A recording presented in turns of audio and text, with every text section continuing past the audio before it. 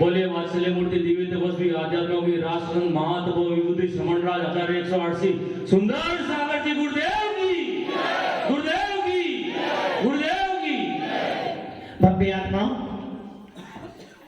जिस समय भगवान महावीर को केवल ज्ञान प्राप्त हुआ, जिस समय भगवान महावीर ने 4 हत्या कर्मों का विनाश किया, जिस समय भगवान महावीर के छिवले महामुनि राज ने मौनी कर्म का विनाश किया, 12वां गुणस्थान प्राप्त किया, और जिस 12वें गुणस्थान में जाने के बाद जिस महावीर के जीव ने, जिस महामुनि महावीर ने ज्ञानावंडी दर्शनावंडी अंतराय कर्म का विनाश किया, उसी समय तीनों लोगों के अंदर क्षोभ उत्पन्न हो गया कि एक केवल भगवान को केवल ज्ञान की प्राप्ति हो गई। और उसी समय इंद्र ने, किसने?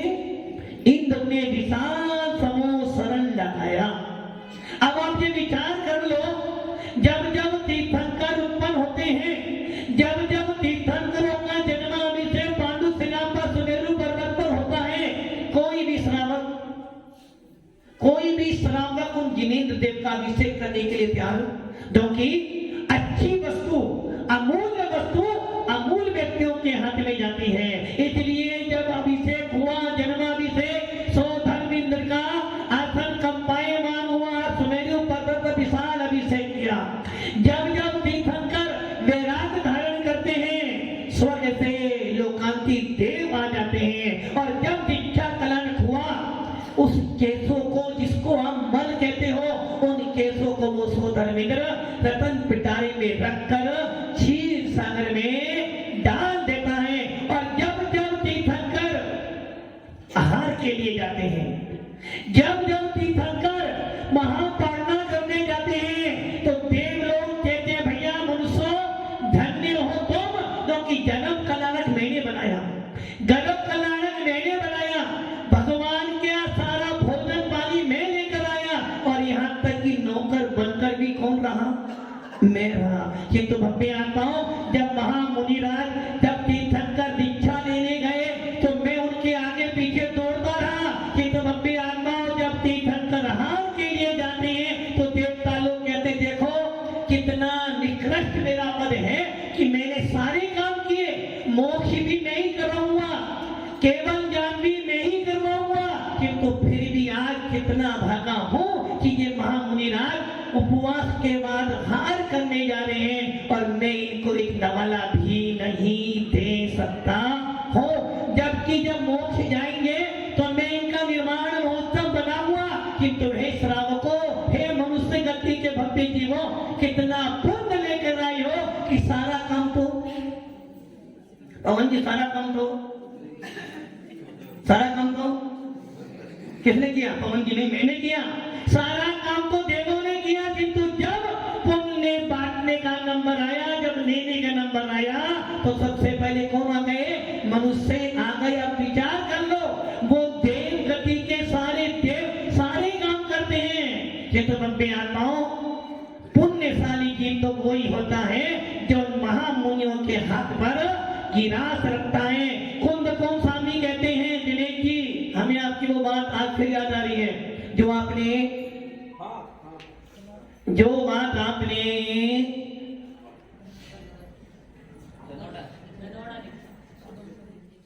बोरी में बोली थी और बोरी से पहले बस्ती में बोली थी कि हर घर का एक व्यक्ति, हर घर में मुनि दान की परंपरा होनी चाहिए। हर घर के बच्चों को, बच्चियों को, भक्तों को ये बात पढ़ाना चाहिए कि पहले मुनियों को हाथ देना, उसके बाद युद्ध काम करना।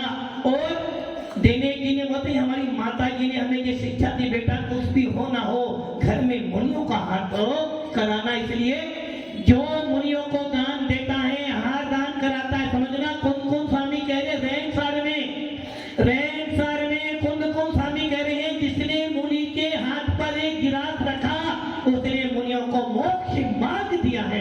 अब आप ये सोच लो, वो सोधर इंद्र, वो कुबेर इंद्र, कुबेर मतलब रागी भैया, कुबेर मतलब बाप बड़ा ना भैया, सबसे बड़ा विष्णु भैया, कुबेर मतलब महात्मा गांधी, और सारी दुनिया किसके पीछे भाग रही है?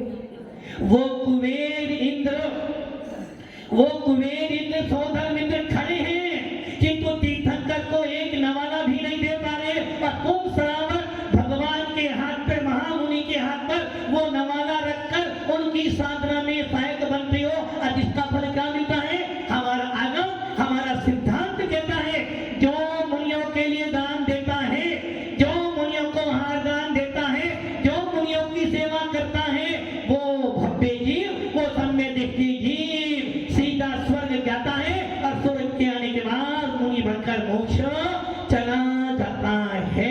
अब आप ये विचार कर लो, तीर्थंकरों को दान देने के लिए भी मनुष्य गति का जीव चाहिए। तो भव्य आत्माओं, कितने सौभाग्यशाली हो आप कि आप इन चलते फिरते आज के काल के मुनियों को, जिनको तीर्थंकरों का लघु नंदन कहा जाता है, अब आप ये विचार करो, जिस काल के अंदर हर व्यक्ति विषय वासना में फंसा हुआ है, जिस काल के अंदर आदमी अन्न का कीड़ा बना हुआ है, ऐसे भीषण काल के अंदर भी आपके ये मुनिराज, आपके ये हरिका के महाव्रती आत्मा की साधना करने के लिए इस मार्ग पर चलते हैं। और आप लोग इन महामुनियों की, इन महाव्रतियों की, इन त्यागी व्रतियों की सेवा करके, सम्मान कर कर, इनको हाथ दान देकर, इनको अभय दान देकर, इनको शास्त्र दान देकर, इनके मोक्ष मार्ग में सहायक बनते हो। और इसका फल क्या है? जितने भी सच्चे मन से महाव्रतियों की, त्यागी व्रतियों की सेवा की, उसका फल एक ही है, सीधा मोक्ष। और हम सब लोग किस लिए यहाँ बैठते हैं? मुनियों के पास जाते हैं, मुनियों की सेवा करते हैं, महाव्रतियों की उपासना करते हैं, उसका फल क्या है? बस एक ही फल है, और वो क्या है? दुख खो, कम खो, बोही लाहो, सुही गमरम, समाई वर्णम, जिन तुम संपत्ति हो मंजम। भव्य आत्मा, जीवन में सबसे पहला गुरु, जीवन का सबसे पहला गुरु कौन होता है? माँ को तो कितनी भव्य आत्माओं, वो माँ 9 माह तक आपको अपने गर्भ में रखती है, और वो माँ 9 महीने की पीड़ा सहन करती है। यदि किसी लड़की को बोलो वो पीड़ा सहन करेगी या नहीं करेगी, किंतु जिस समय उस गर्भ में जीव आता है, उस माँ के मन में बस एक ही इच्छा होती है, 9 महीने निकालती है, भूखा प्यासा सब सहन करके। क्यों निकालती है? जब ये बच्चा बड़ा होगा तो, दिनेश जी, बच्चा बड़ा होगा तो नहीं, सेवा तो करने वाले करा नहीं जाते। मेरा नाम करेगा जो सन जग में मेरा।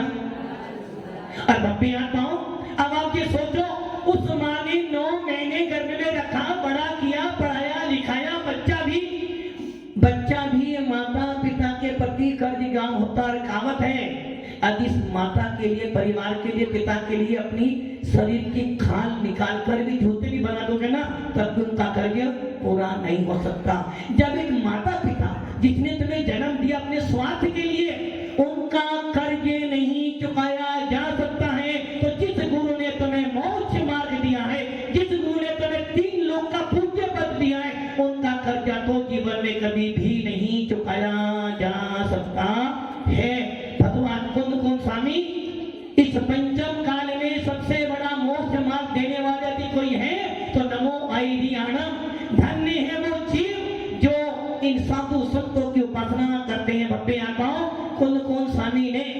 अपने प्रवचन सार में लिखा, दीक्षा क्यों लेना? राजमन जी दीक्षा क्यों लेना? राजमन जी दीक्षा क्यों लेना? क्या करें?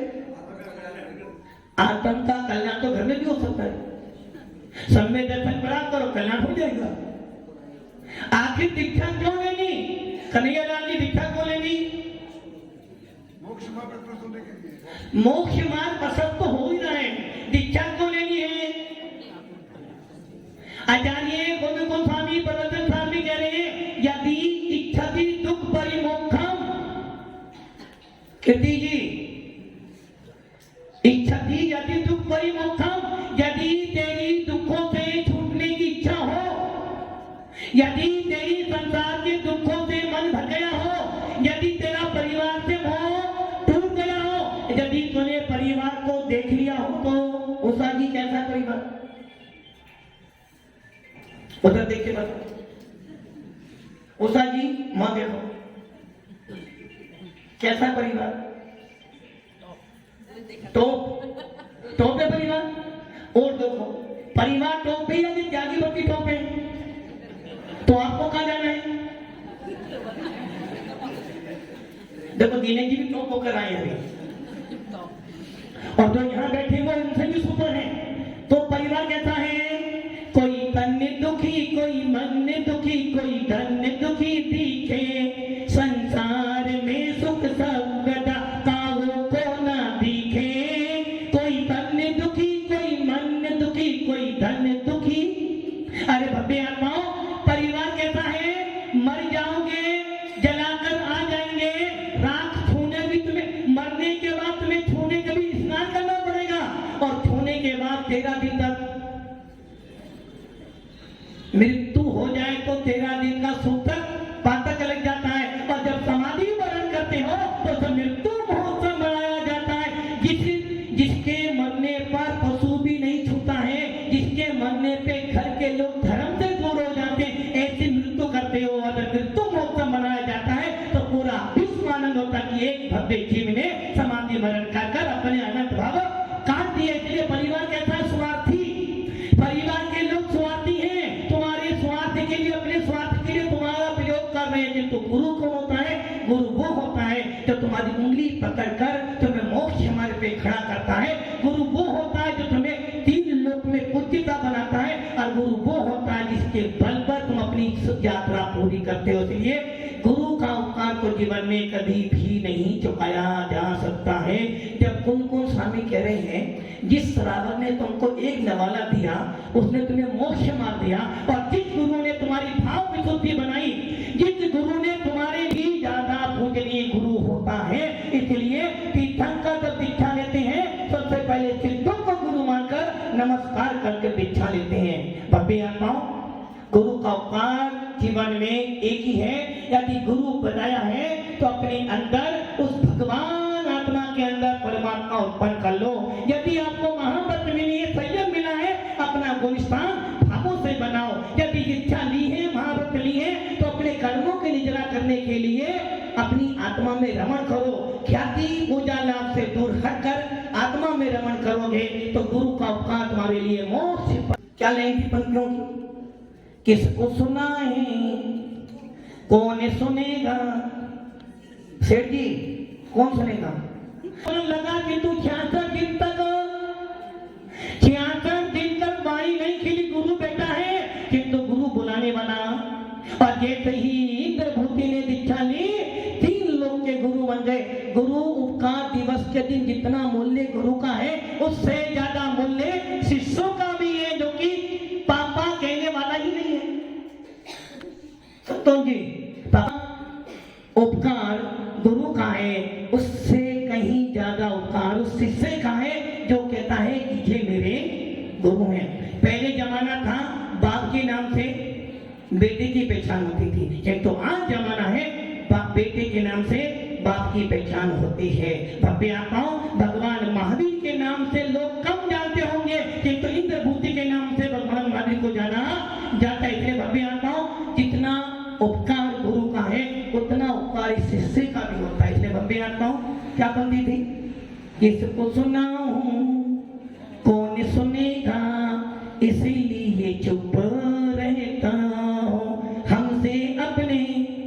दिनेश जी ज्यादा बोले तो सामने वाला ज्यादा रायचन, पवन जी ज्यादा रायचन मन बनो, हमें भी अकल। सामने वाला बड़ा व्यक्ति सोचता है, घर का मुखिया सोचता है ज्यादा बोलूंगा तो परिवार बिखर जाएगा, इसलिए क्या कहता है, क्या कह रहा भजन में, किसको सुनाऊं कौन सुनेगा, इसीलिए चुप रहता हूं, हमसे अपने कौन प्रेरणा जी, अब कौन अपना कौन, बहू बेटा, वो तो यहाँ के लिए गुरु है, घर के लिए तो वही काम आएगा। हमसे अपने रूठ न जाए, हमसे अपने रूठ न जाए, इसीलिए चुप रहता हूं। भव्य आत्माओं, यदि जीवन में ये पंक्तियां आ जाए तो घर की महाभारत ट्रस्टी महोदय उसने 2 बोली है, 4 तो सुनाऊंगा, 4 को संतोष जी ने 2 शब्द बोले थे ना, जीवन भर याद रखूंगा, जीवन भर। पवन जी ने ऐसा बोला था, क्या समझते पवन जी, सुनील भैया, पवन जी कौन, भाई साहब या बड़े भैया, अच्छा बड़े भैया पापा जी हैं, बड़ा भाई पिता तुल्य, बड़ी माँ तुल्य होती। यदि घर का मुखिया चाहता तो बहुत बोलूं, चित्रों से सोचता है, हमसे अपने रूठ न जाए, इसीलिए चुप रहता हूं। जो कि बड़ा व्यक्ति चाहता है परिवार बंधा रहे, और ये ध्यान रखना, यदि जैन शासन का उत्थान चाहते हो तो पूरी जैन समाज को एक सूत्र में बनकर रहना पड़ेगा, जब जाकर जैन शासन की विजय होगी। इसलिए भव्य आत्माओं, अपनी आत्मा में भगवान आत्मा है, और आज इन दीक्षार्थियों की दीक्षा के अवसर पर भगवान से, गुरु से प्रार्थना करते हैं कि हमने महाव्रत दिए, इन्होंने महाव्रत लिए हैं, और इन महाव्रतों का फल क्या है, कर्मों की निजना हो, आत्मा का आनंद आए, और हमारा गुण स्थान 5 में से 6ठे से 7वां होते हुए 14वां, और एक दिन वो आ जाए कि हम सिद्धत पद की प्राप्ति कर लें और हमारा निर्विकल्प समाधि वरण हो। इसलिए सभी दीक्षार्थियों के लिए यही शुभकामना कि सबके अंदर केवल जाति ज्योति प्रकट हो और सबका विशाल समोषण लगे। ओम नमः शिवाय।